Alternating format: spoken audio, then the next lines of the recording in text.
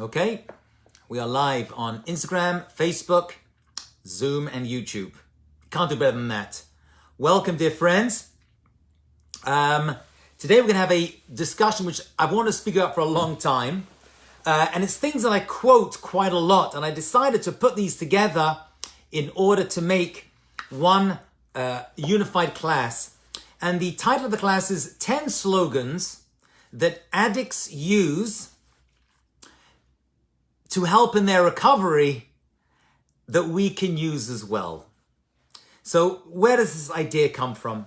When I was in rabbinical school many years ago, you were given a chance to kind of like intern at a synagogue or a kashrut agency or a high school or elementary school.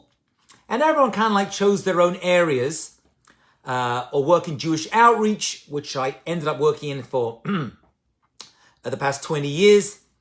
But I decided that there was a certain vacancy at an organization that I was introduced to, and the organization was called JACS. You may have heard of it. JACS. And the JACS stands for Jewish Alcoholics, Chemically Dependents, and Significant Others. And basically, this was a group which, as far as I know, still exists. It was an excellent organization that gives resources and information, weekends away, and meetings for Jewish addicts in recovery. Whether they are Jewish alcoholics or drug addicts or overeaters or all the other, or marijuana smokers, whatever addiction that these young men and women, I don't know, they weren't all young, were involved in, this organization called JACS was there to help them find a method of recovery from their addictions with a Jewish element to it. That was the idea. So basically, during the year, these individuals would go for recovery to their local home groups, which could have been in a hall, a town hall, in many cases in churches. But a lot of these people realize that, hey, we're Jewish and we want to connect with other Jewish addicts in recovery. And so this organization was formed a number of years ago. And that's what I did for my rabbinical internship. I went on these weekend retreats where we met Jewish addicts from all over the country, actually all over the world.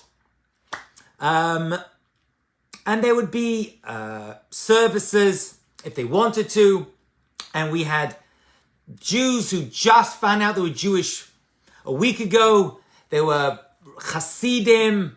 There were every Reformed, you name it. Everyone was there, and there was a tremendous feeling of unity. I ended up going once and twice. I eventually became a teen advisor for the young boys and girls who were in recovery for their addictions as well. And eventually I got certified and even became a recovery counselor, addict counselor, here in Rockland County where I live for a couple of years. So one of the things that kept coming up when you deal with addicts in recovery are slogans. What's a slogan? So a slogan, I guess you could call it like something that would fit on a bumper sticker. And these are things that when people would qualify or they would encourage each other, they would use these slogans in recovery. Many of them were found in the addiction recovery books, but many of them you just kind of heard like Torah Sheba'al Peh, kind of like Torah ideas that they would share with each other. So what I've done is, I in terms of my counseling that I do and meetings with people, whether they're recovering addicts or not, I always throw in some of these slogans because sometimes you get very complex ideas, but you can kind of like summarize them down, crunch them into a few words, which is easier for a person to take and kind of like ingest, download into their brains. I have a joke, which I heard many years ago, that we live in the ADD generation. We live in a generation where people don't have the bandwidth to listen to long lectures anymore, which is why my classes are getting shorter and shorter. Today will be one of those. And therefore, People like things quick, easy, and digestible. So I always say, maybe we don't live in the ADD generation. I believe we live in the ADHD generation. ADD stands for attention deficit disorder, but I disagree. I believe we're in the ADHD generation, which stands for attention deficit. Hey, donuts. That was the the joke. Anyway, so what I wanted to do today, with your permission, is look at 10 of my favorite slogans that recovering addicts use in their recovery. Notice, by the way, that the expression is addicts in recovery.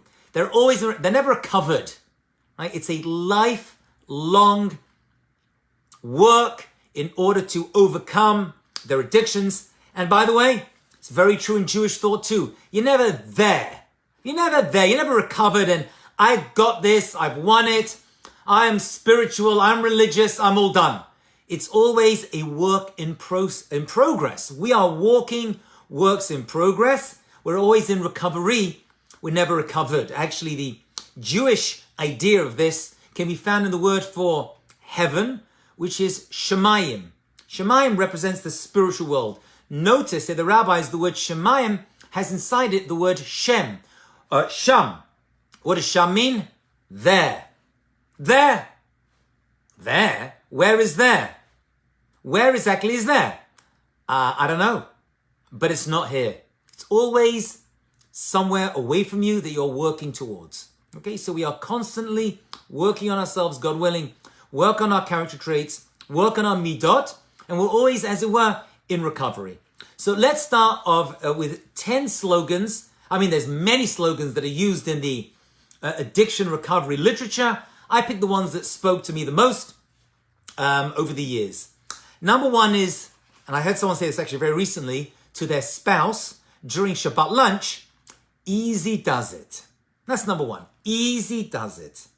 You know, we're very busy people. There's a lot going on. And I found that people get very, very tense and very irritated and very angry. A lot of shouting, a lot of...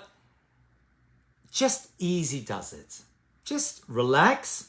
How you react when you are provoked, when someone does something to irritate you, says something about who you are. You know, one of the expressions I heard when I came to America, which I didn't really hear so much growing up in England, was, you make me so mad.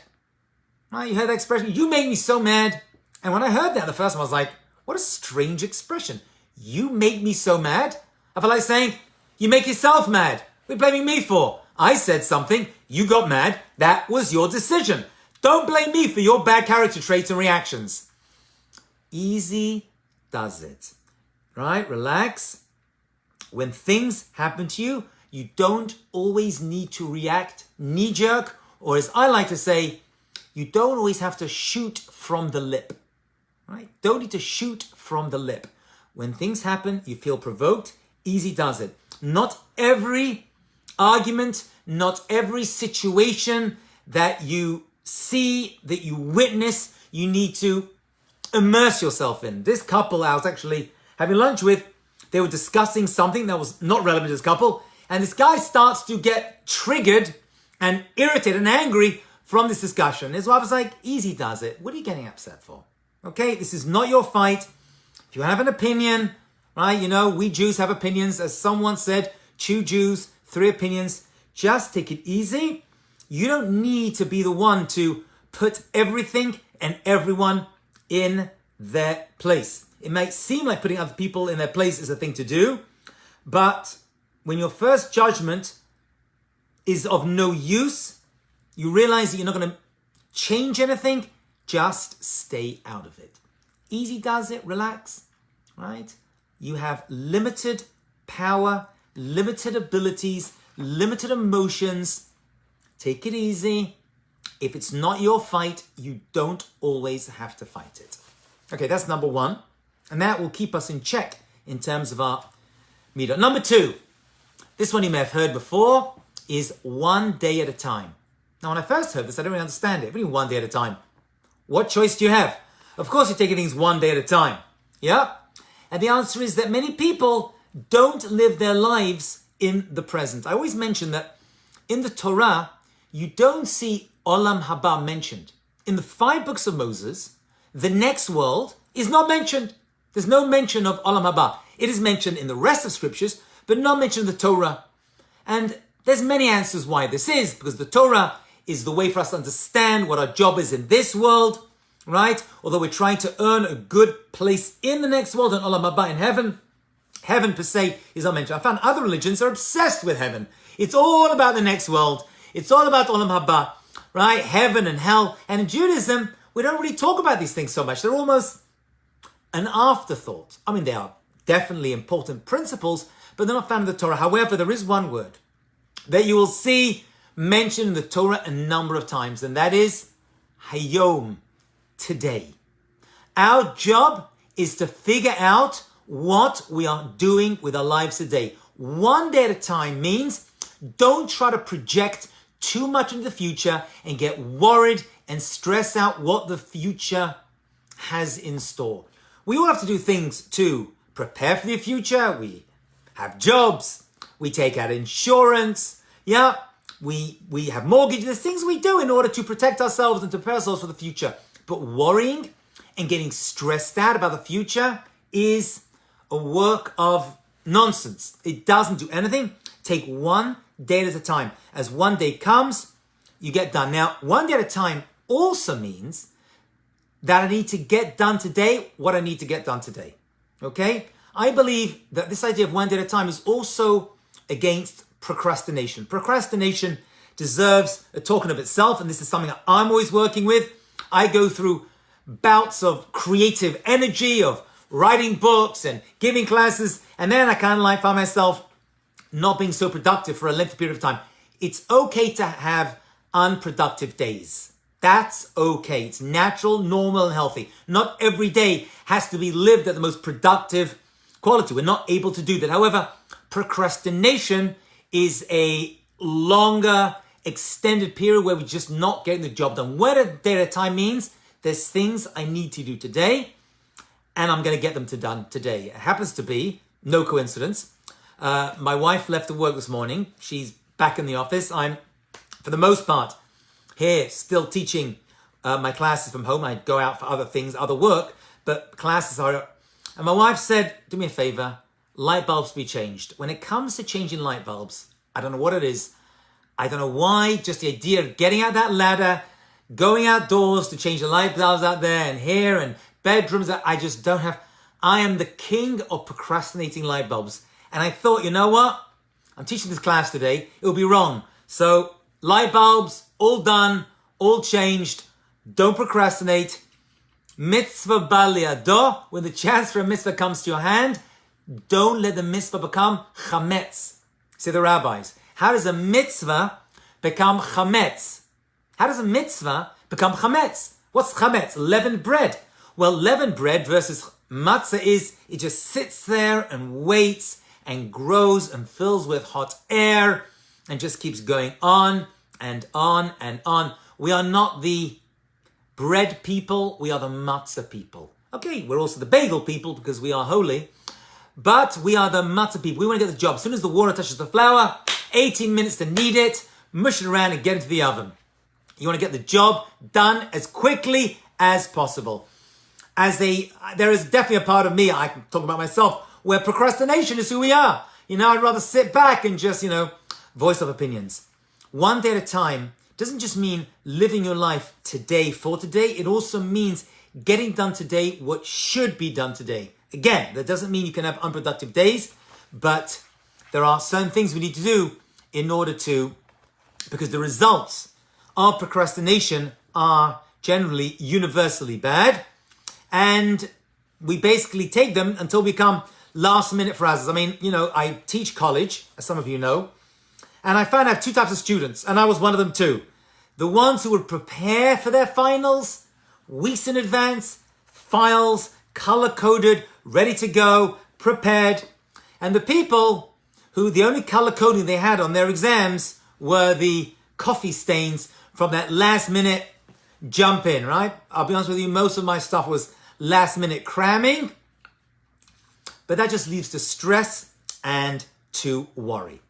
Okay, number 3, after one day at a time. First things first. We need to learn to set up priorities. Okay, people are on a budget. We need to set up priorities in our lives. I like to think of life in general as a set of targets, like on an archery board or a dart board, if you're familiar. You have the bullseye, and then you have the outer ring, then you have the big outer ring, and then you have the large outer ring. You gotta figure out what takes precedence, okay?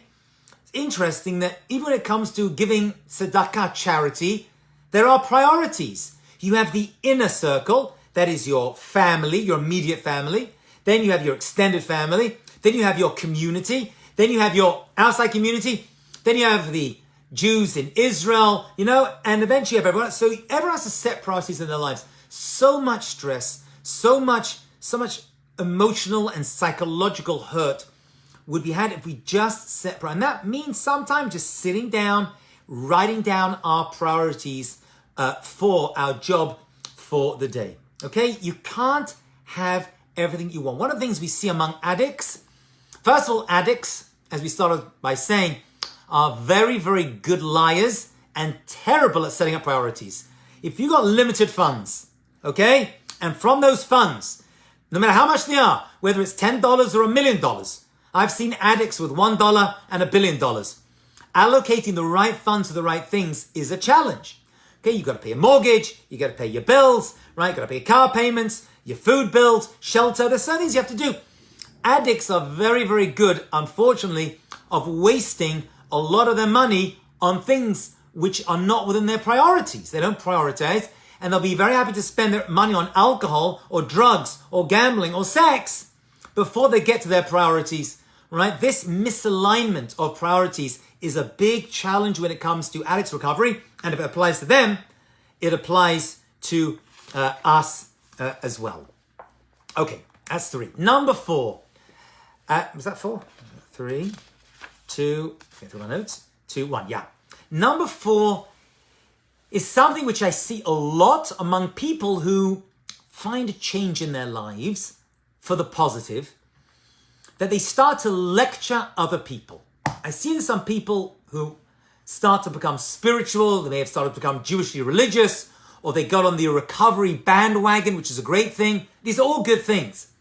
But one of the habits, and I don't know what this is, I don't know the root of this, you can speak to psychologists, but they suddenly want to grab everyone and bring them on board and make them join their club, their religion, their newfound religiosity, their new spiritual path. This one is called Live and Let Live. That's a great slogan, and it's the 4th of our 10 slogans today. Live and let live. This is the idea that no one should be encroaching on your territory, and you shouldn't be encroaching on other people's territory in order to interfere with their lifestyle. Right? This encroachment is also called enmeshment, where suddenly we have a awakening, whether it's a spiritual awakening or a psychological or religious, and suddenly, that's it.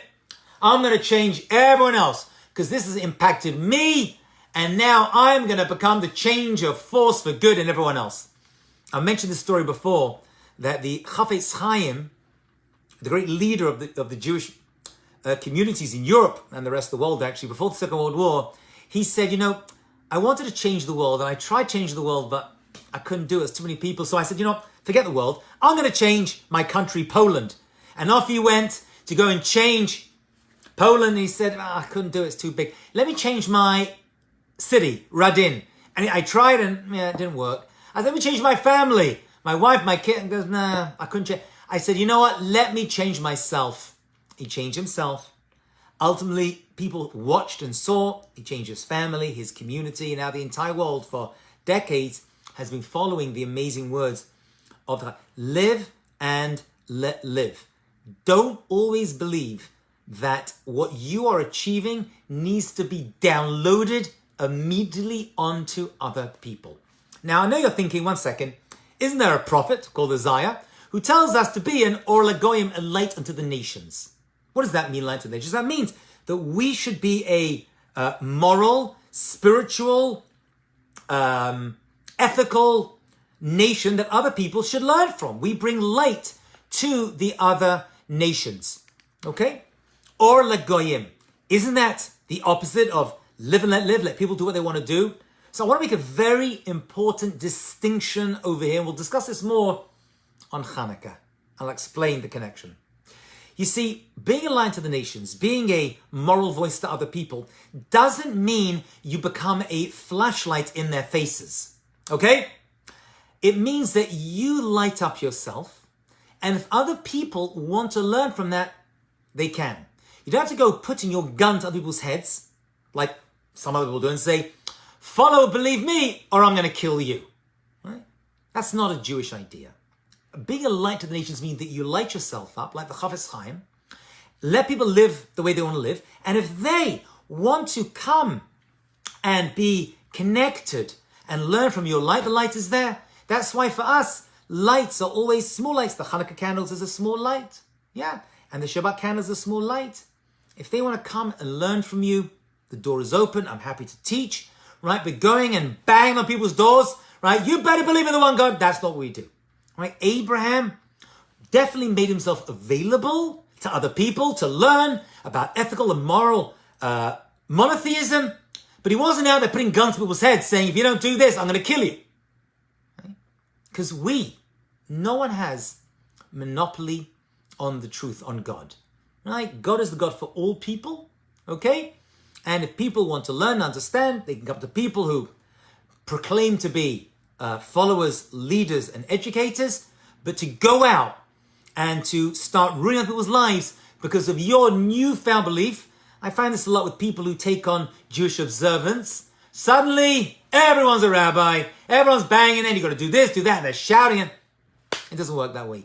If you want to, especially with people's families, you have a young boy or girl, goes to Israel for a month, a year, comes back, and they're Mr. Religious, right? And they're like, it's my job to convert my family, my immediate family, my extended family, and everyone I meet has got to hear about it, you know? It's really not, it's not on. If you want to leave a book open, if you want to suggest something, you know, share an idea, but live and let live, right? It didn't happen to you overnight, and it's not going to happen to anybody else overnight as well. Which takes us into, so basically, don't try to dominate other people's times and thoughts with your newfound belief, even though it's working for you. Number 5, time takes time. That's a great slogan among recovering addicts. One thing about addicts is they want immediate gratification. If I can't have it now, I don't want it at all. My friend did an amazing experiment with a group of teenage addicts. Listen to this amazing stuff. I think I mentioned it before. I'll mention it again. He had a group of teenage addicts and he says, guys, I've got a special treat for you today. I'm going to give you an amazing drug. It's going to give you the greatest high ever. Not only that, each pill is going to cost you $1. The perfect high for $1 a hit. And the kids were like, wow, that's amazing. My friend went into his pocket, pulled out a handful of colored pills. They're all about to grab it. And he pulled back and said, there's a catch. There's always a catch. And he says, you know, this pill will give you an amazing high. And it is only $1 a hit. But the high from this pill is not going to kick in for 24 hours. For 24 hours, you're going to feel nothing. And then you're going to get the high. You know what's amazing? Not one of these kids took a pill. Why not? Amazing high, $1. He wasn't lying. But a 24-hour delay? No. If I want to get out of my head and get high, I want the high now. If I want that chocolate cake, don't say 24 hours. Give it to me now. I want it now. Says the slogans, time takes time. One of the things that addicts and all of us, because we're all in our own personal recoveries, is they want immediate gratification. Okay, they want immediate pleasure. The Jewish view is, and the view of those in the world of recovery from addictions is, time takes time. There's no immediate fix. There's no one pill you can take that's going to fix all your... I know we want it. I know we want to have one thing that's going to fix our Shalom Bayit problems, our Parnasa problems, our challenges. It's just not that way. It doesn't work that way. I've seen people who have no money and very quickly come into a lot of money and their lives are ruined, right? Think about the people who win the lottery. Most of their lives, most of those people, their lives are completely ruined unless they've experienced a lot of money before. Right? There was a very famous British woman who won the lottery, spent it all in a couple of months, and then she wrote a book called Spend, Spend, Spend. And then I think made it like $1 million from writing the book, actually. Pretty much got a lot of it back. And this time she was careful. Time takes time. In a world, my friends, where everything is quick and everything is moving and boom, boom, boom. And I say something and everyone's got to do it right away. And you can hear me over there. And everything we deal with in our lives in terms of technology, we get immediate results. I mean, remember we used to use the internet? I'm aging myself. And you have to wait for dial-in. Imagine doing that today to someone. My goodness. There'd be World War III in every home. Okay? We expect immediate results from everything we deal with, from a microwave to ovens, cars, we want immediate. But when it comes to our own emotional and psychological growth, it doesn't work that way. You know, part of recovery is 12 steps. The 12 steps to recovery. And this is true for any spiritual model, especially Judaism. I always point out that it's called the 12-step model. It's not called the 12 flights in an elevator. There's no elevator at the top. You got to go one step at a time. Actually, when Jacob was on Mount Moriah, he saw a ladder in a dream, Jacob's ladder. And the rabbis say, why a ladder? Because a ladder is one step forward, one step up. You move up, move up. It takes time. He didn't just find himself floating up, because obviously Temple Mount, where he was the Shara Shemaim, the gateway to heaven. The gateway to heaven is a ladder. It takes one step at a time. You cannot jump. You got to take your movements and move it up. Number 6 is something when I'm dealing with couples, especially. You've heard this one before, but it's an amazing slogan worth downloading, and it is keep it simple. Sometimes people add an extra S to make it KISS, which is keep it simple, stupid. But I don't want to offend anybody with the word stupid because everyone gets offended. So I just say keep it simple. When it comes to everything in life, when it comes to teaching, when it comes to, I had a professor at college who was a genius, had written many books. He would sit down and start giving the class. I didn't know what the heck he was talking about. How smart he was irrelevant. It didn't help me. I've been to Torah classes of great rabbis, and I've sat down and I'm like, I don't know what this person's talking about. They've gone over my heads. People thinking, wow, he's so smart. What good is it? What good is a spiritual education, any form of education actually, which is above your heads? Okay, keep it simple. Okay, people are not rational beings. We are emotional beings.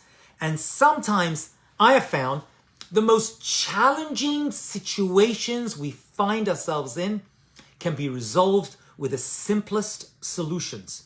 Many problems in life could be resolved fairly simply if only we kept them simple. And I mentioned that we do this in terms, I do this especially when it comes to couples.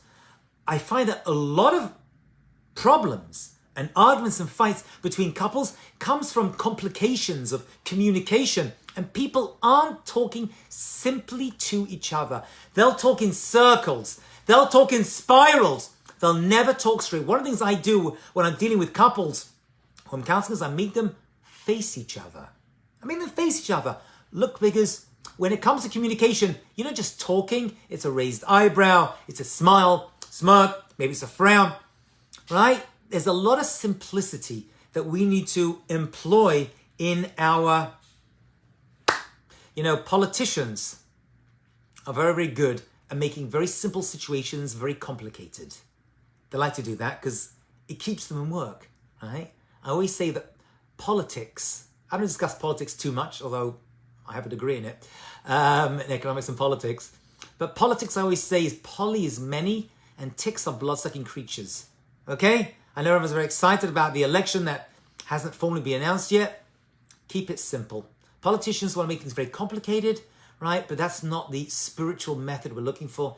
Keep it simple. Try to understand what's the challenge of the relationship and give me a simple solution to it. Many times, the solution comes from the problem.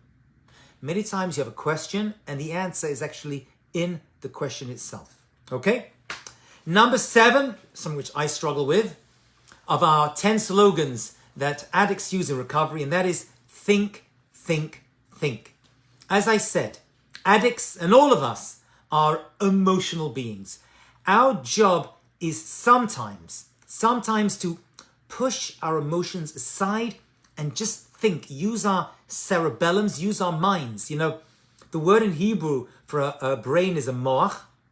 Then we have the heart, and then we have the kidneys, right? The klayot. So it's mem, lamed, chaf, which spells melech. Melech. You want as much as possible, especially in relationships, to use your mind. Think and think and think about the potential repercussions of what I'm about to do, about to say. Many addicts I found have tremendous anger problems, especially when they're not using their drug. You know, I have a family member who's a big smoker. Shabbat, he's unbearable to be around. He won't smoke on Shabbat because he keeps Shabbat, but he's an unbearable person to be about, right? It's just think, think, think. Why am I feeling this way? What is this feeling? Why do I suddenly feel this need to take this drug, act this way, treat that person this way, right? The opposite of starting with your mind and then your heart and then your kishkas is start with your stomach, then your heart, and then your mind. And that spells klum, which is nothing, or kalem, which means destruction, right? You want to engage. I say to couples who are dating, right? There's actually a book at this title, which I have, which is Head to Heart, okay? Although we're emotional beings, when it comes to certain things, we've got to think and think and think about the repercussions. Number eight. This one you've heard before, but it's very, very powerful. And again, I use this one a lot when it comes to people in and spouses in relationships. Let go and let God. Probably one of those famous slogans that addicts use in their recovery. Let go and let God. What does this mean, let go? People hold on to stuff. They hold on to things people have said to them. They hold on to revenge and grudges and anger, and they just hang on to it. Like I've mentioned before, a bird on the wire, right? Could be asleep, but still holding onto the wire so it doesn't fall off. We're like that, right? Even in our sleeps, we're holding on to these things that people did to us a week, a month, a year. What's going to happen is it doesn't go, no, it goes somewhere. This holding on to that anger, that grudge, the frustration, eventually it's going to consume us. And as I like to say, here's another slogan, but this is not part of the 10. This is an extra bonus for you. You know, many times people do things to us and we're always thinking about it and getting angry about it and fantasizing how we're going to get back and what we should have said and could have said. And it's like other people living in our heads rent-free. Many times we have other people living, we let them live in our heads rent-free. Just let it go. Let go and let God take care of it. God knows what the situation is. God will take care of this, and Hashem will. We have to put faith that God will take care of all the situations and He will correct all the wrongs. Don't bear a grudge. Don't take revenge. Recently, I made a mistake. I mean, I make a lot of mistakes, but this one was public. I was in synagogue giving a speech, and I made a joke, which I thought was an innocuous joke. I really did, about someone in the audience who I didn't know so well. It wasn't bad. I made fun of them. I just made a certain comment about them. And he came up to me after the talk and he said, "You really embarrassed me." And I was taken aback. It really was an innocuous comment, but it's irrelevant what my motivation was. It upset him. It's going to sound weird, but straight away I stopped the service and I said, "Everyone, I'd like to make a public," and I meant this, right? I should have made the comment. Do I think he overreacted? I do, but his reaction, and I stopped the entire synagogue service. I made an announcement in front of the entire service. I'd like to publicly apologize to my friend over here for what I did. And I said to him, and I hope he's able to. And I saw him a little bit angry, even a bit later, you know, there was a little bit of tension. So I do what I do best. I buy gifts for people. And I bought him a bottle of wine, you know, and I could see he was still upset. And I said, "You know what? Al tisne et achicha bilvavecha. I apologize to you. I hope you accept it. Take this gift as a small token of my regret for what I did to you in front of the entire synagogue, as well as apologize to you publicly."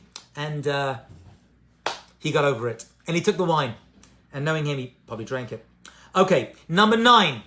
This is so important. I hope you're still with me, my friends. Number 9 is, oh wow, there's so much truth in this one slogan. If you understand this one slogan, it's going to change your life. I think I put this actually in my Facebook title on my biography. Wherever you go, there you are. I'll say that again. Wherever you go, there you are. This is a profound slogan and statement that really gets to the core of an addict in recovery, but anyone who's on a spiritual path. What does that mean? Wherever you go, there you are. Of course, wherever I go, there I am, because I'm me. What I believe it means, and I've heard from other people too, is people are going to change things, hoping that will change their situation. People are upset with life, so they'll change their jobs. They'll change their friends. They'll change their spouses. They will change their homes. What they don't realize is just making outside changes is not going to fix the challenge that you have. Many addicts will make many changes thinking that's going to solve their problems or take them out of addiction to, cocaine or marijuana or sex. If I change that, then I could be me. What they fail to understand, and we all do, is that we are the cause of our own problems. So wherever we go, there we are, right? You may get rid of spouse A, right? Which may or may not be the source of your problems, and find yourself in spouse B, but wherever you go, there you are. You are still there. It's still you. So people I don't understand. I changed my job, I'm still not happy. Changed my car, still not happy. I changed my clothes, still not happy. I changed my nose, still not happy. Everyone's trying to change everything, and yet we're all still upset. Because wherever you go, there you are. It's you. We need to fix ourselves. Thinking that making all these other changes in our lives is going to fix all our problems is a job in futility. It's a job in futility. Wherever you go, there you are. Start with yourself. Okay? Start with yourself. Maybe changing outside things to your body, your community, your spouse relationship is going to fix it all. But chances are probably not always. Okay? And number 10, which is, I think people consider the most important slogan for addicts, especially because addicts, generally speaking, are extremely selfish individuals. Okay, I'm not just picking on addicts in recovery. We all are. We all think about us. It's all about me, me, me. I want to eat what I want to eat. I want to drink what I want to drink. I want to say what I want to say. It's all about us. And that's a natural thing. We all, care about number one. Who's number one? Me, right? It's all about myself. What addicts fail to do is to be concerned with others. And they receive things from other people. And they'll always say in part of the recovery, every addict says this, I treated so many people who were good to me badly. They gave me their time. I wasted it. I ignored it. I just used it for myself. My parents gave me money. My spouse gave me an allowance. I used it on alcohol and drugs and bad things. The solution is gratitude. As the slogan goes, and this is the 10th of our 10 slogans, gratitude is the attitude. One of the ways to get out of selfishness is to have what we call in Hebrew, hakarat hatov, being grateful. We're grateful to God for everything, right? And addicts are expected to believe in some form of higher power and to have gratitude, right? Because when you have gratitude for God, friends, family, you've moved out of your selfish self and start to appreciate those other people around you. It's not just about me. There's other people who are involved in my life who give me this goodness, okay? So gratitude is one of the key principles of a healthy recovery and a healthy spiritual life, because that's hopefully what we all want to be. And when people do things for you, you say thank you, but you mean it. And sometimes you go out of your way to show gratitude, right? My wife works for a mensch, just the nicest guy ever, thank God. And she's worked for many people. And she did a lot of extra work last week. Yeah. Extra hours. I'm talking like on the phone at midnight. She was dealing with stuff in Israel for her boss. And her boss called me and said, I want to buy your wife a gift. What does she like? And I said, wine. I said, but you don't have to. I said, you don't have to do it. I'm kidding. Don't do it. He goes, no, I'm ready in the wine store. What do you want? I said, just get me a cheap bottle of red wine. The guy turned, I'm not joking. You can see a crate a crate of expensive wines. Okay? Just, did he need to do that? No. But that simple gesture, expensive, not so simple, went a long way in him going outside of himself and showing appreciation and showing gratitude. You know? When you go outside of yourself and show gratitude, you're showing appreciation, you're showing that it's not all about you. Okay? We want to become givers, not takers. Gratitude is one of the most important forms of giving. Let's recap our 10, because I see people joined us during this talk. And we start with number 1. Number 1 is easy does it. Just relax. Not every situation, not every election result's got to do with you. Just take it easy. Okay? Know when to get involved. We all have limited bandwidth in terms of our ability to help other people. Use it sparingly. Your energy is not infinite. Number 2, one day at a time. Right? One day at a time means take life one. Don't stress about the future, but also don't procrastinate. Do what you need to do today, even if today isn't so productive. Number 3 is first things first. Set priorities on time, effort, money, right? Charity. Set priorities. Number 4, live and let live. You may have had a spiritual awakening and you want to offer it to others, but don't start judging other people and coercing them into a lifestyle that they haven't chosen yet. Number 5, time takes time. Relax, okay? Drugs are all about immediate gratification. A spiritual life is, I can't have it now. Everyone's into spirit. I want a spiritual high right now. Sometimes it's religious. It takes time. Sometimes I have a burger and I want to have a glass of milk or milk coffee, right? You got to wait. You got to wait. Sometimes you can't have immediate gratification. You can't. I want to go and hang out with my friends, but I got to attend the, Goldstein Bar Mitzvah. Deferring gratification. Time takes time. Number 6, keep it simple. Much of the problems you have in life, you think are so complicated, so many details. People say, I'm dating. What's it like? It's complicated. It's not always complicated. Just keep it simple. You'll figure it out. Number 7, think. Heart is a good way to act, but sometimes it takes a mind as well to understand. Number 8, we said it was let go and let God.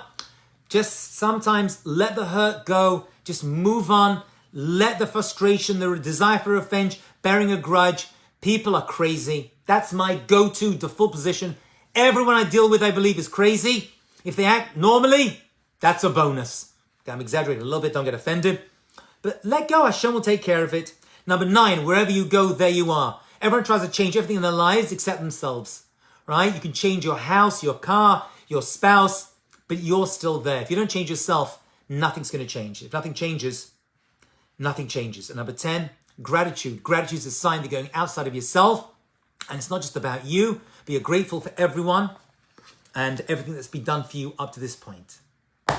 Those are our 10 slogans of recovery. I hope you enjoyed. Have a wonderful and successful week. Shalom, shalom. I'll see you all soon.